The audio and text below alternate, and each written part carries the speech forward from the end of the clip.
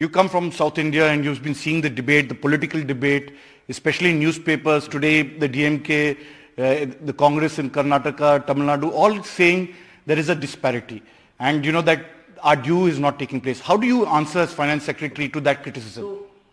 I mean, it is difficult for me to answer political criticisms. I am a civil servant. But I will say this, that in the operation of the Finance Ministry's activities as regards funding to states, we have gone by the formulae that have been laid down by the Finance Commission. We have not discriminated for or against any state. We go by the devolution percentages that are given to us. Those are audited also by the Comptroller and Auditor General. So it's not possible for us to devolve. So there are several things. There is tax devolution. In tax devolution, the percentages are fixed by the Finance Commission. We are adhering to those percentages. We have not made any change either inter se or in the total. Second, you have centrally sponsored schemes. In centrally sponsored schemes, the percentages are fixed, 60-40 for mainstream states and 90-10 for the northeast and hill states. In those cases, we go by the decisions are taken by line ministries. There is no discrimination on the percentage. The percentage is 60, we release the 60. So long as the previous installment has been spent, we release the next installment. So I can say very unequivocally that the Finance Ministry does not discriminate between states on any. Then we have the scheme of capital expenditure loans for the states. Again, each state is given an allocation which is proportional to its Finance Commission share. And we release it based on in some cases it's unconditional, in some cases based on specified conditions. We release money when those conditions are fulfilled. And again, we have the uniform set of guidelines. We have not discriminated between the guidelines, between different states. We follow a guideline-based approach.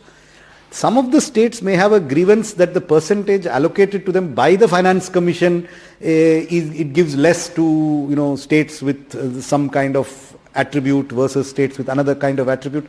That is frankly a matter which I as an administrator can't say anything on. That is a matter between them and the Finance Commission. You've seen West Bengal is up in arms. They have been making a big hue and cry for now 2 to 3 years. And I think what has happened in that case is that in certain rural development programs there is some disagreement as to whether the norms have been followed, whether some payments have not been properly made, etc., some audit findings. I'm not familiar with the details there. But will funds be released to them because they are, it's... on those specific aspects where there are some audit objections, it's for the line ministry to decide. We do not get involved in those decisions. Budgets are provided, and if the audit objections are cleared or if the money is to be released, the ministry is free to release it. But because you put the guidelines as expenditure secretary to... No, the scheme guidelines are from the ministries. We provide budgets. The individual details of administration of the scheme we don't handle. So if there is some scheme where in the opinion of the line ministry the funds have not been spent as per the guidelines, that is a matter for that ministry to handle. So West Bengal will have to adhere to the guidelines before it can be released, the funds? That would be my answer, but again the details I don't know. I don't know the specifics of which scheme and why and so on. That would be known to the Ministry because of... Because she's been raising it up at the Prime Minister level. Has it percolated to you all? No, we have all been asked to work on this. We have got instructions from the Prime Minister's office to resolve all these issues, to work on them and see that what is due is given. And we certainly, whatever is due in terms of what the Ministry of Finance is to release, to the best of my knowledge, we've released everything. By and large, you all have kept inflation rates very good. So how are you going, are you going to be able to sustain that, the inflation levels? And the RBI, as you know, is meeting. So do you think there is a possibility to reduce interest rates at this present juncture? The second part of your question, I can't say anything. That is for the RBI to decide whether the interest rate will come down. But I think inflation control is important. I think it is important to keep inflation under control. The government has also taken a number of steps in this direction in terms of changing import policies, export policies, to make sure that supplies are augmented domestically of essential commodities, vegetables, food grains, and many other items.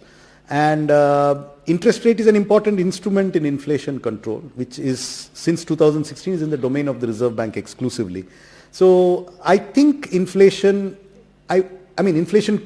ideally should be even lower than it is. But I think the government has overall done a good job of keeping inflation under control, and we have very rarely deviated from the 6% ceiling of the range. So that I think is an achievement because it has been a very, very difficult and volatile international environment. It's not as if the environment is conducive. We have had a war in Ukraine which has affected food supplies, which has affected fertilizer supplies, it's affected many commodities. So these are events. First we had COVID, then we had the Ukraine war, now we have some conflicts in the Red Sea. So the environment has been continuously challenging and adverse.